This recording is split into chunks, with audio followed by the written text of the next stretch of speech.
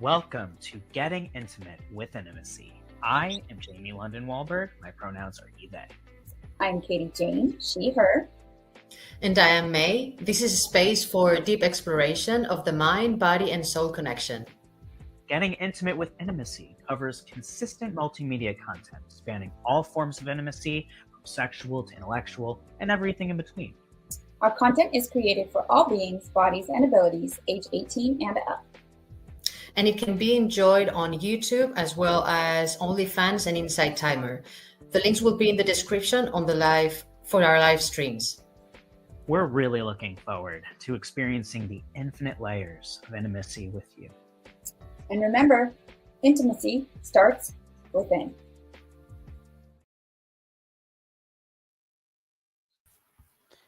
Namaste, everyone. Welcome back.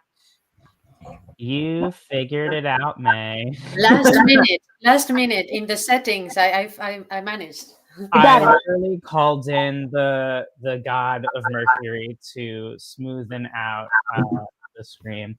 So namaste, everyone. Welcome back to Getting Intimate with Intimacy. We are so excited to be back here with you for our second deep dive, which is diving into our 14th episode. This is 15. And that was on how can I balance within my divine energies to enhance intimacy with myself and others. So the conversation continues. Let us know your thoughts and your questions in the chat. My name is Jayne, he, they pronouns. I'm Katie Jayne, she, her. And I'm May. And we're here, even with the tech issues. So thanks for bearing with us. KJ, do you want to start off and expanding on your thoughts from where you left off? Sure. So I did actually have the opportunity to listen to the last episode this morning as I was getting ready. And you're echoing. Yep. Huh? It's echoing. We listened to you twice. See if you... Is this any better? No. Doesn't look like. It's just going to be one of those days. For those who aren't aware, Mercury is in retrograde, Venus is in retrograde. It's just a time for tech fun. I also feel like Okay, how about now?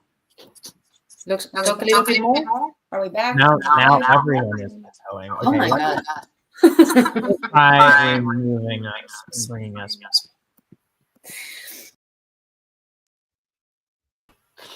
How about now? How about now? How about now? Yay! Okay, let's go. KJ, you were saying.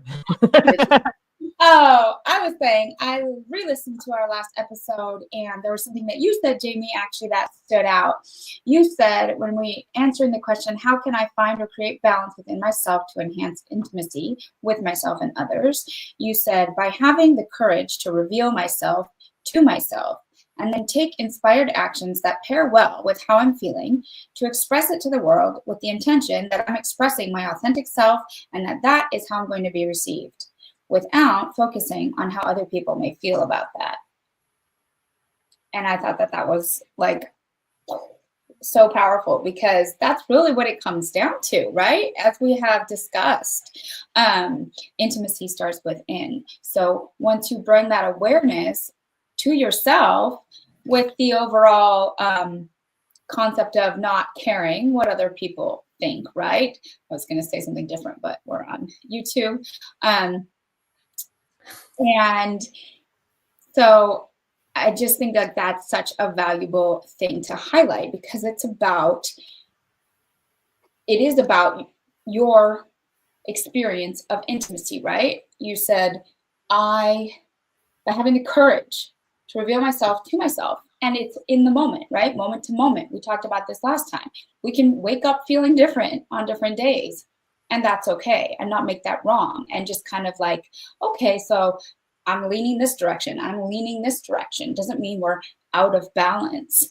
And to have that, really that freedom, it is something that we cultivate, right? On an individual level of saying, okay, this is how I present myself to the world. I'm going to move through the world this way today, and it's going to be all good, right? I don't really care what other people think on a macro level. On a micro level, we all have consciousness, right? And we feel self-conscious and all the things, right? Different things at different times. And that's, you know, I think that's just, it's such an individual journey, but the fact that you've cultivated, so you've created and cultivated this sense with yourself of balance and of, this is how I'm feeling today, and it's going to be received the way I want it to be received. Or my people will find me, and the other ones, doesn't really matter, right? Thank you for bringing that up. Yeah, it took a lot of effort to get there, but the truth is, we live in a society at large where there's this narrative that's frequently used of, my freedom is given to me. And the reality is, you take your freedom. You choose your freedom. Because if we take it out, even out of context, and I give you a gift and you choose not to receive it, that's me giving you freedom. That's me giving you abundance. And you've decided, nope, I don't deserve it. And so at that point, it doesn't really matter what freedoms are given to you, because it matters about the freedoms that you choose to give to yourself, that you choose to tap into. And that gift to give to yourself of living authentically is more than anything else. I mean, it truly saved my life. And this is a part of why we know that there are very wealthy people, right? One of the biggest things that we say often in humanity is like, well, if only I had this amount of money, all these problems would go away. A lot of people who are wealthy are unhappy. Why? Because they're not living authentically, and they're focused on all of their pressures, and they actually don't feel like they have this freedom that we perceive them to be having. Right. They're just not choosing it. So when we choose to free ourselves within who we are and honor who that is, in a way, we become untouchable. I just don't care what anybody says about me. Like, I just don't. I genuinely don't. And it's really mind-blowing to say that, and to actually acknowledge that I genuinely feel that way now. It's goals for a lot of people. It's a challenge, and it's because even though I would like to say that, right? Like, I really don't care what they think, what others think. That's been a huge obstacle and challenge for me, like, throughout my life. Have I done a lot of work on it? Absolutely, I have. Have I, deepened into my authentic self and expression? More than ever, yes. And I love that. And I'm so grateful and proud of myself and where I'm at. And there's still those little voices sometimes. And so I try to, I think, balance that for myself with looking at it as an awareness. I'm aware of how I'm perceived in the world. And that doesn't need to mean that I care too much, right? Or that the way that I move through the world and express is based on what somebody else may want or desire or be uncomfortable with, like, right? So it isn't a balancing act. And like, I'm pretty good at it. Like, I don't care what other people, you can look at me however you want to, but mostly I get compliments because that is how I carry myself. I freaking love my hair. I'm rocking this look, and therefore I get lots of positive feedback about it. That's just one example. It's a great example. That's the confidence that's there. How is all of this resonating with you, May? What's coming up?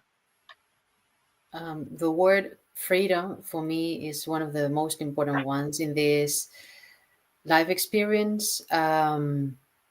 It doesn't make any sense to me anymore that no other human dictates how I should live, how I should feel, what I should think, how I should behave, or anything of that sort.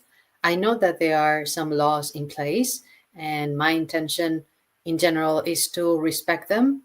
But mainly, I think the greatest gift that I have is the freedom of my mind, being a free thinker and constantly questioning everything that I see outside and also that I think and feel inside. So both things I think are necessary because there are different voices inside of us. So we need to pay attention to which ones are actually more dominant, and if the most dominant ones are not necessarily the ones that are more connected to the heart or more coming from the soul.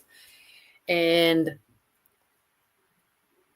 I think that freedom is where I feel powerful. In I don't know if it really comes from the coherence that I experience inside, because I'm not faking being someone that I'm not, even though I'm sure that from this moment until I pass, I will find more aspects of me that are not, that maybe I haven't realized yet at all, or that are not so obvious. Um, but having that desire to know more and live more authentically, I don't think it's anymore. And I have been many years confused about achieving things in society when happiness is actually nothing about that. There is no relationship with yourself or with another human that can be sustained on external material things, because we're not material beings in essence.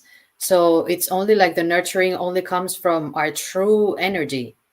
And that's when you feel the expansion, the expansiveness of you, which is a natural quality of existence, I believe. In that expansiveness of you, experiencing that you can only experience when you are free inside, to the maximum level that you can experience freedom inside. I think that's the feeling of a happiness or extreme pleasure to me. I don't know if that's for other humans, but I think that's what kind of happiness means to me, is that expansion and expressiveness. And then coming closer to the masculine and the feminine, well, I want to keep on daring to explore how these energies express themselves and dance with one another inside me, and that I can move around this world with my head high, expressing my sexual energy in whichever way every single day I feel called to or more attracted to express. You touched upon some really important key themes. Something that I really took from what you just said around freedom of expression and this balance of honoring these quote unquote rules, whether you're talking about hermetic laws or like don't run this red light because you may crash into another car. Figuring out how to do this balance of what it is that you desire. And I think what you're speaking about is the journey. That's where we get to drive. That's where we get to decide if we're pushing on the gas pedal and going as fast as we want. We're accelerating at this pace that feels good for us. We're revealing at the pace that what feels good for us. And something that I've learned throughout my journey is that no one is, I mean, they may be, but like, I don't think it's actually a conscious expectation that people make. I think if anything, it should be subconscious. But I don't think that there's an actual conscious expectation for you to know who you are fully in every moment of who you're going to be 5-10 years from now, right? Like, even when you go into an interview and someone says, where do you see yourself in the next 5 to 10 years? They're not saying, tell me exactly what you're going to be doing in the next 5 to 10 years, and who are you going to be, and what is your life going to be. They just want to know your thought process because they want to know if you're going to stick with them, right? They want to know if you're going to be present. So ironically, that question actually comes from a place of knowing where you are right now and where you desire to be, so that way there can be a creation of alignment. And so once you acknowledge, I don't actually need to be authentic of who I am 10 years from now, or even 5 minutes from now, just who you are right now, then that can decrease a lot of this overwhelm that can happen from expectations or pressures of this race to get there, because it's built in each and every moment. And that's part of what's so beautiful about it, in the same way of an art piece. We're artists. How's this landing for you, AJ? Yeah, something you just said actually was, oh, yes. So the concept of and I want to respond to something that May said too, what you just said, releasing the expectations of like being your future self, right? Like we don't know. And I hadn't consciously thought of it that way, but that is something that I also had to do. I had to release the expectations of my family, for instance, who thought I should do college and I should be on this very specific path. That doesn't work for Katie's brain, right? And I did have to come to a point where I had to be like, no, thank you, not working. So I'm going to try something different, right? And see what does work for me. So that was really good. And then May spoke to, discovering different facets of your personality. Imagine that. Yes. And that changes from day to day. That changes as we get older. So again, circling back to what you were saying about the freedom of expression moment to moment. And Jamie tied that together. So I thought that was so, so good. Also, I had brought up last time, if you recall, being in balance with Mother Earth, right? If we're talking about creating balance within, we do have ways to harmonize with Mother Earth. And what I was thinking about is when I feel out of balance or off kilter, it's an opportunity to recenter and refocus on the cyclical nature of life, and to check in with myself. Where am I in my feminine cycle? Where am I, in the cycle of the seasons? Am I honoring? Am I doing these rituals and things that I like to do that make me feel connected to Mother Earth? And maybe a chance to look at, like, is there a disconnect, or am I feeling a disconnect? As that can be trickling into my expression in other ways, or making me feel, not in my highest expression. It's crucial to be thinking about that. That's why we have as above, so below, as within, so without. Yeah. I mean, everything is mirroring everything, and everything is connected, and our souls have chosen to be here. And that's why our process is a natural cycle. It's even a natural thought process, right? Of like, I am connecting to the world and others, then you suddenly are like, oh, I'm actually connecting with myself, which is what you're doing, all of this simultaneously. Like, think about when a baby starts to like crawl or walk or speak. They're wanting to communicate with their outer world, but they're going internally.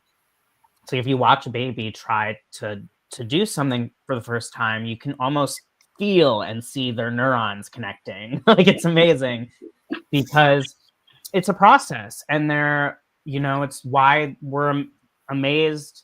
I mean, humans and other creatures of this earth, like, we look at our hands and our feet, we're like, whoa, because the soul is like, I'm in this body now, I'm here. And then as you get older enough to understand, I have a location to connect to, right? Our beingness, our belonging is within, around us, with the people that we're surrounding, on the land, in our bodies, right? We have this incredibly wild thing called gravity, which no one fully understands how that works, but it keeps us here and like standing in a perception of what we call standing, right? Or sitting. It makes me think about how, in general, our thought process is a cycle, right? So it's like, speaking to what you were saying earlier, KJ, like, yes, I've come really far, but that doesn't mean that I don't have moments where I'm, someone that I care about has a certain feeling or something about what it is I'm doing or expressing, and I don't think about, like, I care about people, right? So obviously there is an element of care, But instead of what it used to be, where I would mask or change myself to align for that, instead now I observe that it's happening. And then I'm like, okay, this is happening. And my observation is part of the important cycle of breaking that cycle. And when we observe, that's when we get to make a choice, in the same way of like going through roads of a path. What are the roads you're taking, May? So just like both of you, I still have intrusive thoughts sometimes that make me question whether I am beautiful enough or feminine in the appropriate way for me to be in a female vessel, and these kind of questions. And so wanted to bring in a little bit just about how important the consciousness of the parents and how they relate with the children, and how important it is that they don't bring their unique perspectives or notions of what beauty is and what is masculine or feminine, and how their children they should behave or express themselves. Because for me, the constant reinforcement of how I should have in my early adolescent years, how I should be blonde, how my hair should be very long, how I should get a tan, how I should always wear earrings, how I should wear makeup, but then not too much, and how I should wear skirts and dresses and all these things that I did in the end for a certain period of time, but it was never in my younger years that was natural or attractive to me. And I even had, and I'm not saying this to criticize my parents at all, because that doesn't take me anywhere. And I'm very grateful for the parents they have been to me, and I love them. This is just to share a reflection for anyone who is a parent out there, to be very aware of the things that you say.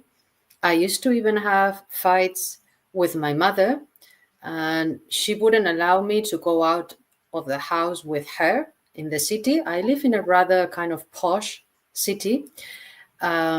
If I wanted to wear trousers or jeans, maybe I was 7, 8. And so the fight would end up in, okay, so if you're not going to wear this dress, then you're not coming out with me. And I was in the end like, okay, then I'm not coming out with you. And so someone may think that can be irrelevant. You have no idea how much that can mess up someone's own identity. And in the later years of your human experience, how much you can have trouble in seeing your natural beauty as beauty, in seeing yourself as worthy of love and attraction from others, or the constant thinking of what you're wearing. Is it right for society, or is it right for the group of people that you want to attract sexually, or should I change it so that they would like it more? So yes, I think it's so important that we celebrate each one's expression of their energy, and that we learn to see beyond most of the masculine and the feminine that we have seen in society so far. Not because I want to dismantle certain prototypes of masculine and feminine that have existed, but I just want to open the range to more variety, and that we all appreciate all of them, and we choose what we prefer for ourselves and for our partners, period. Yeah, in the moment. And that's a cycle as well, right? The generational narratives, and something that is being healed. And it's understandable that it's happened, and we have an opportunity to change it. And I think that our generations are making an effort to shift how they hold space for youth now and their way of expressing. And also, the youth now have so much more knowledge and awareness than we did, that they won't stand for it. So they don't tolerate it. And I mean, I was not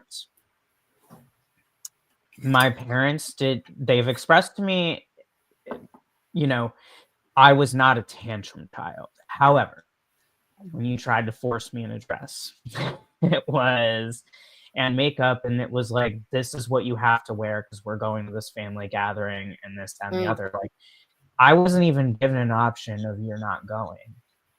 It me was, neither. this is what's happening. I'm not talking about family gatherings. I'm talking about going out for shopping in the city or whatever. If it was a family gathering, I had to wear whatever they wanted, period.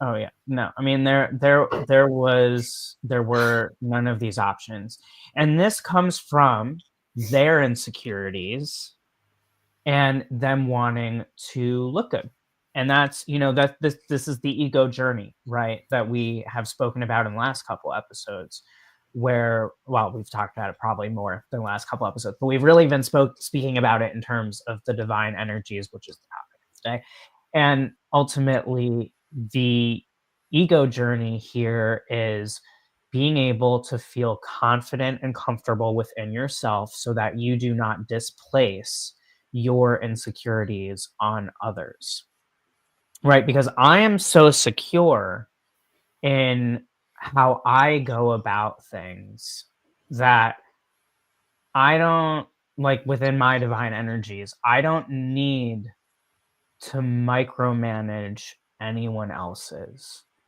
Now, certain things are contextual. I may invite something, right?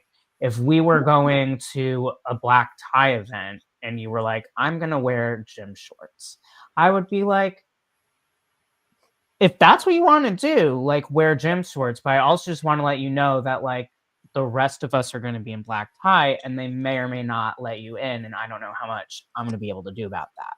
Like, is there a way that we can support your choices so that we can all get in, but that you feel really excited and comfortable and confident in what you're wearing, right? And opening the door of creating these narratives. If I had someone say to me, you know, okay, you don't want to wear this dress. We really want you to wear this dress. Here's why. But then said, okay, well, what is something, you know, give control of, like, the accessories or something that may have, like, created a big shift for me then. But at this point, it's like no one can control these things. And it's when we think about, like, celebrities, for example, it used to be this really, like, hard, fast line that, like, celebrities had to wear whatever it was to go to whatever gala or whatever the thing is. Now people wear whatever they want. And initially, TMZ, all that, oh, it's a total scandal. So-and-so is wearing Converse on the red carpet with their Gucci designer dress and whatever. And it's like, who cares anymore? Now people who have power wear whatever they want. Yeah, jumpsuits with heels and anything. So in that case, like, just, it's not exclusive to celebrities. And the thing is that we're putting celebrities on this pedestal of celebrities have all of this freedom that we don't have. No, they don't. They're humans. And when you listen to interviews and things about celebrities, most of them feel bothered all the time because they don't have the freedom of silence, of peace, of alone time. Yeah, of privacy. There's a cost analysis to everything, right? A cause and effect. So the question then can become, how can we support each other in honoring what feels good for us in our divine energies? And my simple answer, and I want to hear what both of your thoughts are, but my simple answer is to honor yourself. And then when you get good and honor yourself, then you're just not going to care about anyone else because everyone gets to honor themselves and just honor where they are. It has no impact on me if you wear something else, if you are more masculine or more feminine. It has no impact on me. I may or may not be attracted to you, but outside of that, no impact. So I don't know, how do both of you feel about this? What is the answer? I just remember something that surprised me in the last few years. Because of the early associations that were made onto me and that I made with myself about hair, for example, I always associated the long hair, at least in my culture, with women, female, feminine, whatever. So when I decided to cut my hair very short, something that I had felt like since I was 13, I wanted to shave my head. I didn't do it until I was, I think, 36.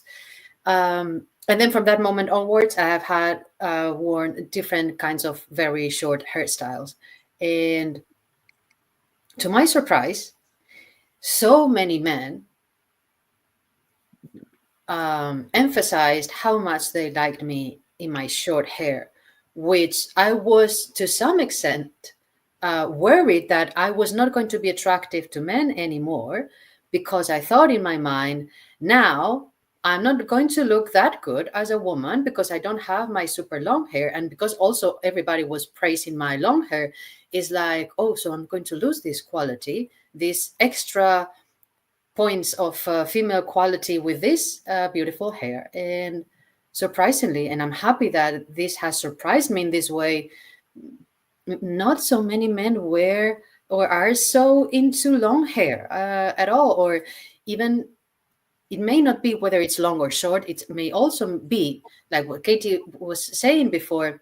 If you are in your energy, you feel attractive to many people, and not so much depending on the physical details. It's just your energy, how you present yourself in the world, and your vibes and everything. And many people just stand out from me. And I think they wouldn't have been able to do so many years ago because I was not really in my true energy. 1,000%. I get it. 1,000%. And I agree. And yeah, like as you were talking, I was thinking it's because having your hair short is your alignment. That's how you feel. At least at this moment. Maybe in 5 years it's something different. I don't know. But that's what they're attracted to. Just what you said, just a reflection. It is your energy and your unique character, right? And they're like, ooh, something different. Like that's super hot. Mm-hmm. And also what you said earlier about like parents, and like the two of you were talking, and about just how valuable a conversation can be, right? To give your child a choice, or at least understand the even options. if it's between two things, at least better than nothing at all. Right. Modeling early on what compromise looks like, right? While honoring who they are and who they're becoming and what they want to try in their journey of expression.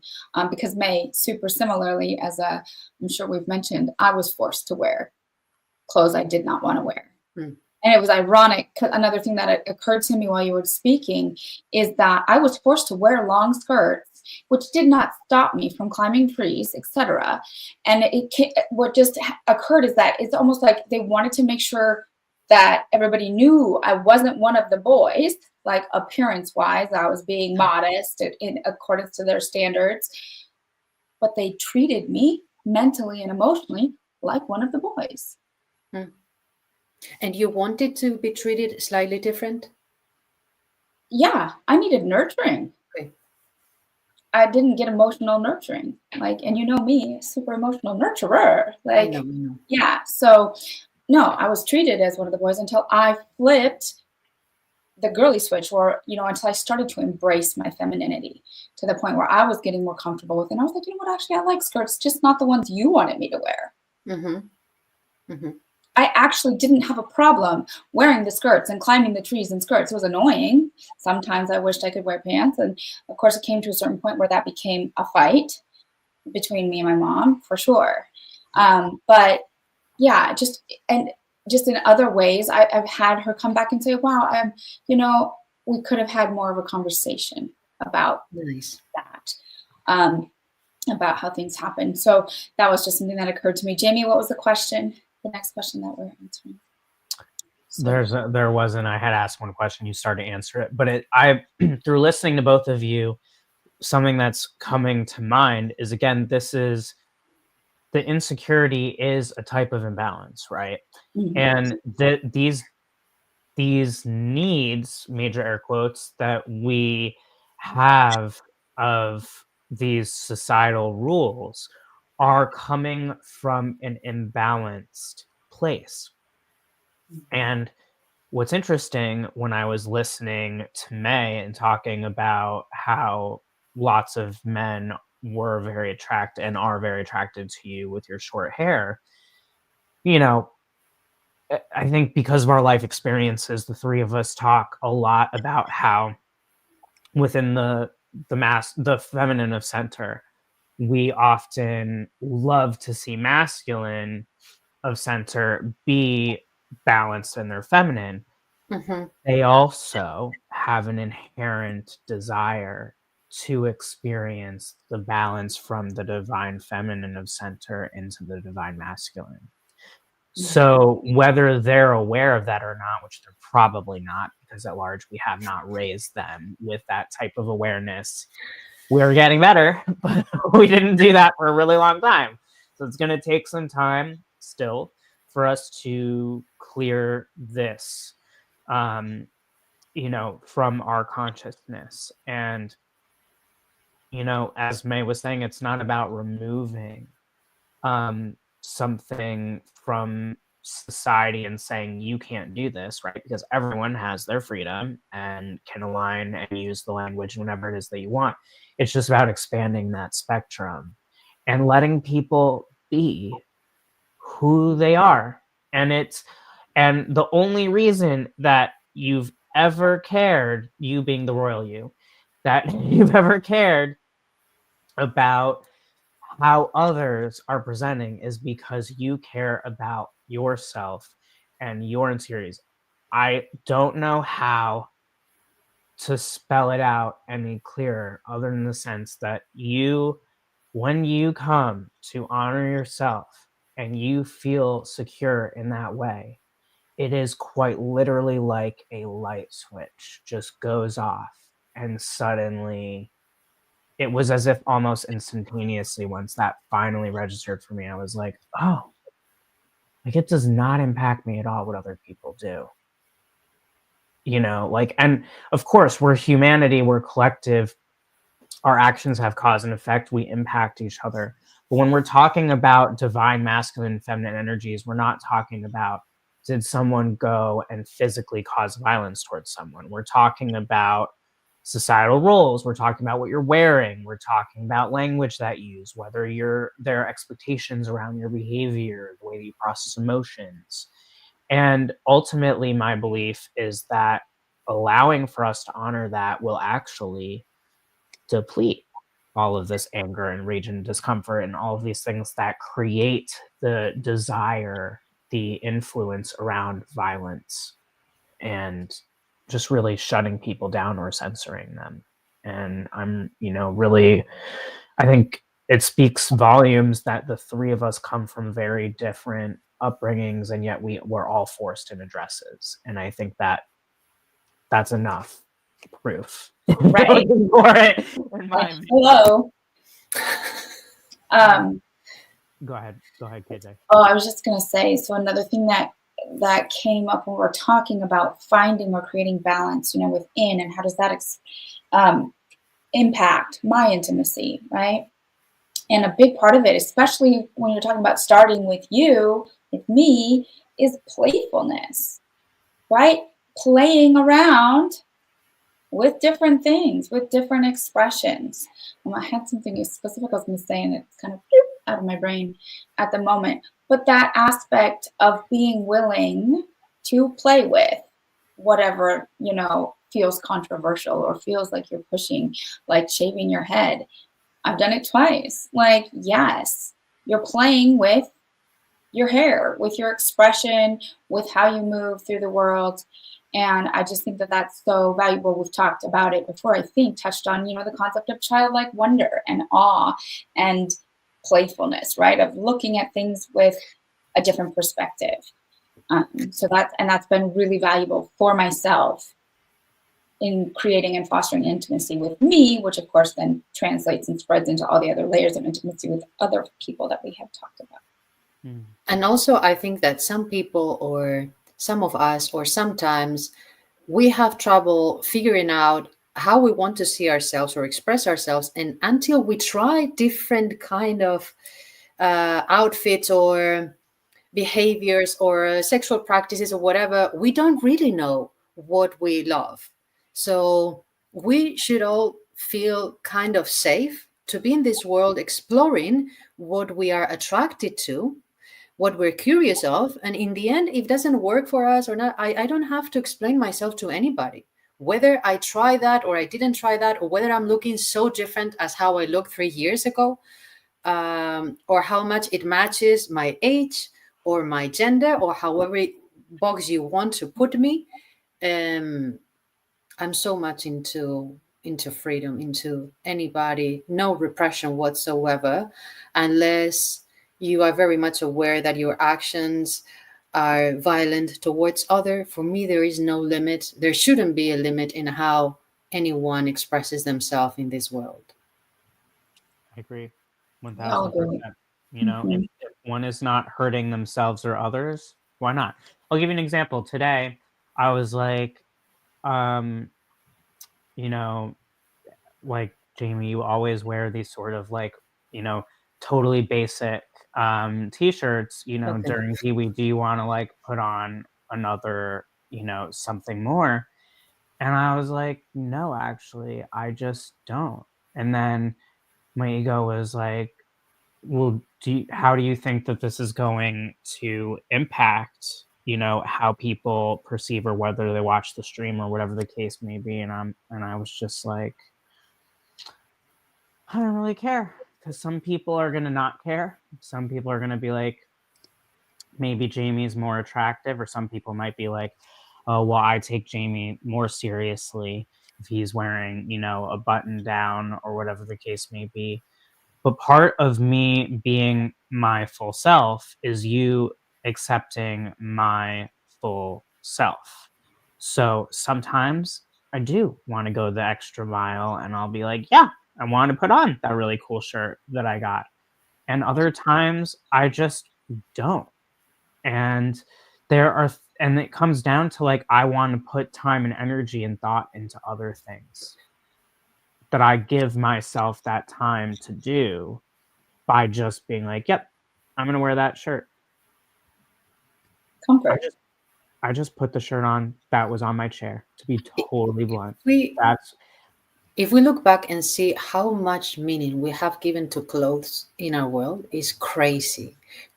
How we have tagged people as respectful, dirty, tacky, unprofessional, whatever, just because they were wearing whatever they wanted to. It's crazy. Yeah, it's definitely a huge piece that's woven in within the divine energies, right? And honestly, I think I'm trying to decide how nicely I want to put this. Okay. Respectfully, in a way, for me, to micromanage what people are wearing and connecting and associating that with divine energies is disgraceful. Because these are divine energies. You are a divine being. So whatever you're wearing does not change the fact that you are a divine being. It only just changes what you're wearing. And it's the narratives that we've built over millennia that have brought many millennia now that like have brought us through to this point. That and shaming nakedness, for example, which is the most authentic expression of our human self. It's crazy. Yeah. The genitals are to be hidden, and they're dirty, and all of these things, and no wonder how many people are suffering in this world because of the contradicting and unnatural beliefs that we have around society, in humanity, in almost most cultures. Well, it's because we built narratives around what's beautiful and what's attractive, and so we reflect within ourselves. What's decent, what's not. When we don't feel in alignment, then we don't want to be naked. And I it's interesting that you say that, May, because it's having me realize there's a direct correlation. I've never really thought about this. There's a direct correlation between my comfortability being naked and how I spend my time at home versus or in spaces, I'll actually say at home and in spaces where being naked is welcomed and appropriate. There's a direct correlation between how I care about what I wear now and what I make meaning of in terms of whether something feels special. When I'm at home and I'm not on a live stream or a Zoom or whatever, I am naked probably 99% of the time at this point, which is something that I used to never do. I used to bury myself in clothes because I could not stand to exist in my body. And ever since, now I'm like, whatever. This is just like a cloth I'm cold. So I'm going to put the closest shirt on, But if I'm going to if I'm going on a date or if I'm going out for an adventure or something and I'm going to, and it's special, I'm going to be seen, then maybe I, really do care. I have some cool clothes that I like. I'm not hating on the fashion industry. I think we're divine co-creators. We created, we continue to create this art. The art is not the problem. The issue is the narratives, the constructs that are created around it. There's absolutely nothing wrong with wanting to wear something that excites you. I think that's a wonderful way to express yourself. It's only the gatekeeping. And I feel like that's been a theme that we've all been talking about today. And I think that's really what it comes down to with these divine energies, right? Our question that we've been harping on is, how can I balance within my divine energies to enhance intimacy with myself and others? And it's allowing yourself and others the freedom to express and be yourself within your divine energies and acknowledge that these are sacred energies. So regardless of how you embody them, so long as you're not harming yourself or someone else with some form of a violence, do whatever you want. You have my blessing. And you don't need my blessing. You just need yours. And also, and Jamie, remember when we stayed together at your place, you still honor yourself in being naked. And I honored myself in being naked whenever I wanted to, because, and this is something that I'm still getting used to. And even if it was the first time that we saw each other physically, we were just we are honoring who we are and how we look. And this is another way, for me at least, to bond with someone. So the self-respect of, I allow you to be who you feel like being right now. And if you feel like being naked, it doesn't matter what your gender is or what your sexual identity or whatever, as long as you're not invading my space. If I don't want to have sexual intimacy with you, how could that offend me? Or how could that be something wrong? How your natural body looks and how you want to prefer to move around a private place that is yours, actually. So I that's a very good point. Also, I feel like we definitely need to give people context. Yes. We got there.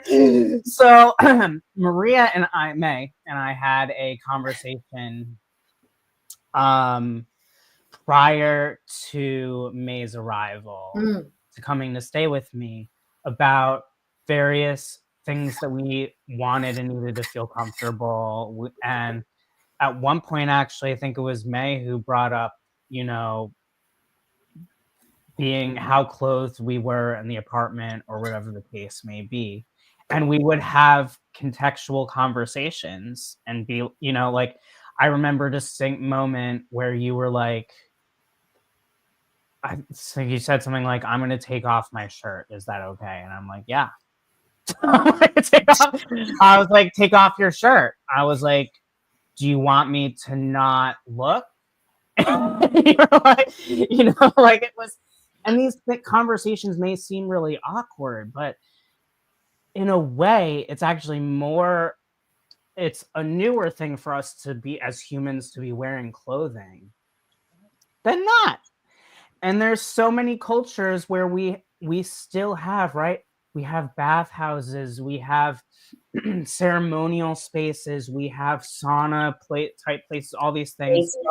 Everything's out, yeah, where we're, you know, naked to a certain degree. And then when everyone comes together, but it's like once upon a time, that was not a thing. And yes, there was a different way probably as to how people would relate to that, what consent meant, whether consent was, you know, all these various things, right? And that comes from just our primal nature, right? And over time, we've had these discussions, and it's just important to have these discussions. There was even a time where May wanted to be naked and I didn't want to be naked.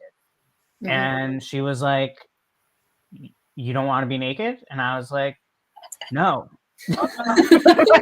Evidently, I'm feeling insecure right And now. I was like, "What's the matter?" And I don't want to be naked. You know, and so what I think what's most important about this in context is having these discussions is something that ought to be healthy. It's an opportunity for you to explore. And in the same way that we've talked in previous episodes of how it can feel very uncomfortable to have consent conversations, and in a sexual nature. Yeah. There's also nudity that's not sexual. And there's also consent that's required in ways that are not sexual related.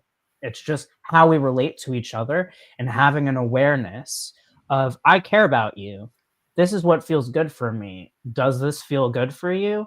If it doesn't feel good for you, is there a way that we can compromise? And then the new agreement is the honoring of this new agreement and honoring that things are temporary. If I have my shirt off and KJ is like, "Jamie, please put your shirt on. It has me feel uncomfortable." That's a conversation. We, you know, so it's just a matter of having the conversations.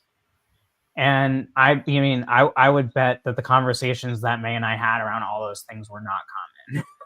but they ought to be. They ought to be, right? They ought to be, you know. We're I mean, normalizing the conversations. Yes. yeah. We have to bring out one day the concept of the sexualization of the human body and making nudity something wrong or to be avoided. Definitely, we have to deep dive into that. Maybe that's your next Maybe. question, something around that. So speaking of, Okay, any comments? so Any comment? no, we did not have any comment. What? That's interesting. It sent. Oh, I guess I ran out of space. So it sent my comment in like 2 fractions. Yeah, I know. I saw that. I just saw that right now. Yes. Okay. So, I guess we've been very bold today and thought-provoking. But you know what, everyone who's watching this, you can always comment at when, you know, if and when you desire, and we will see the notification and we will comment back.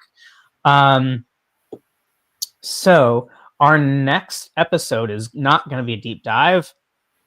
Circling back around, KJ got to pick the question, and it is, how does the fear of rejection affect intimacy? And we had a unanimous, that's a great choice. It is. So that is where we are headed. So, you know, and that I think in a way we touched upon things that lean and tease into that, you know, because a lot of what we've talked about within the divine energies and balancing is how other people feel about it, because we're afraid of being rejected, right? For who we are. 1,000%.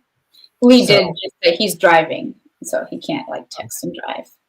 Oh, yes. Well, and even though you just texted that you were driving right now, but yes, we know that you're here. We see you. Not really. So, my friends, get excited about what's to come. We are super, super excited. And then we will have another deep dive on that. And then we're going to bring you a fresh round of questions. As always, we are creating more content. So keep following us. Check us out on OnlyFans if you want to support us. Please subscribe, and subscribing here. Get in touch with us. Let us know what you want to hear about. Let us know if you're interested in having us speak at your locations. Let us know if you want any sort of coaching, whether you want us at your event, whatever the case may be. We're here to support you. And remember, intimacy starts Within. Namaste, my friends. We love you. Much love. We love you. See you next time.